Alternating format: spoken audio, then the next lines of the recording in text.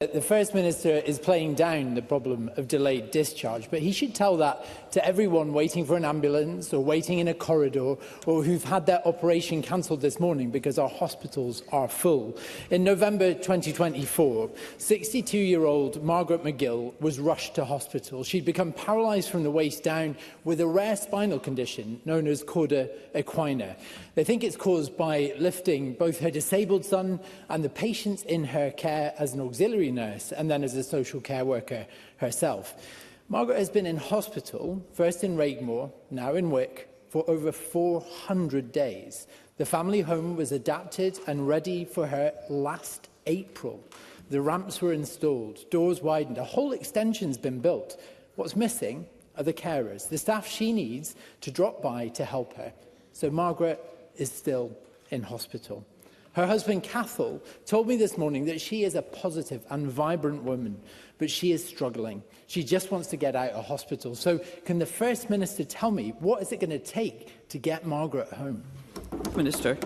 Well, I'm sorry to hear the circumstances that Mr McGill is experiencing, but some of the steps that Mr Cole-Hamilton has outlined are positive steps with the adaptations that have been put in place in the family home to enable Mrs McGill to be able to come there. So there are practical steps being taken in the right direction, but the challenge is the availability of carers. And I acknowledge that is a difficulty in many areas of Scotland, but especially acute in rural areas where the working age population is not as large as we would want it to be. Hence why Mr Cole-Hamilton and I are probably agreed that we've got to have a constructive approach to migration issues to try to boost our rural population. Now, I know that there is a very active focus on meeting the social care challenges in the Highlands, and I'm very happy to receive details about the particular case and identify what further steps can be taken to assist in that respect.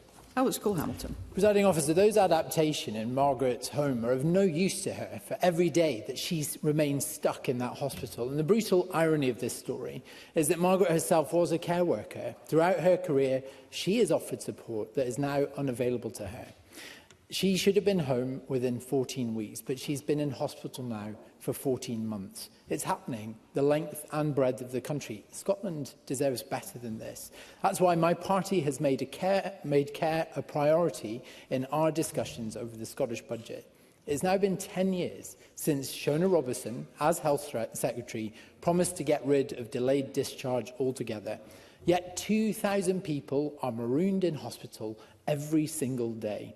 It's a care bottleneck that means cancelled surgeries, endless waits in A&E, and ambulances stacking up outside hospitals. This morning, we learned that it's costing the NHS at least £1.2 million a day, but the cost to Margaret and people like her is incalculable.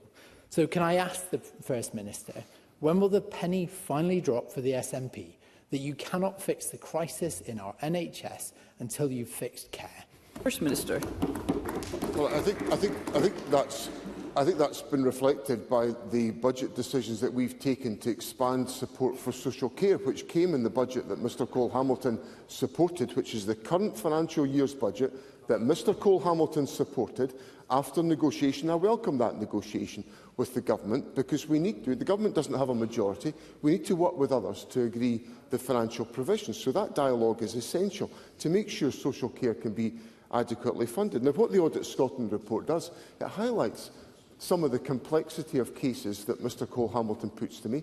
It also highlights the challenges about recruitment, particularly in remote and rural areas, which I'm not disputing that at all. That's why I've taken steps to make it more practical and possible for people who come to this country to work in our care service, people who've been abandoned by the changes to care arrangements by the immigration rules of the United Kingdom government, where I've taken steps to make sure more of those individuals can work in our care service.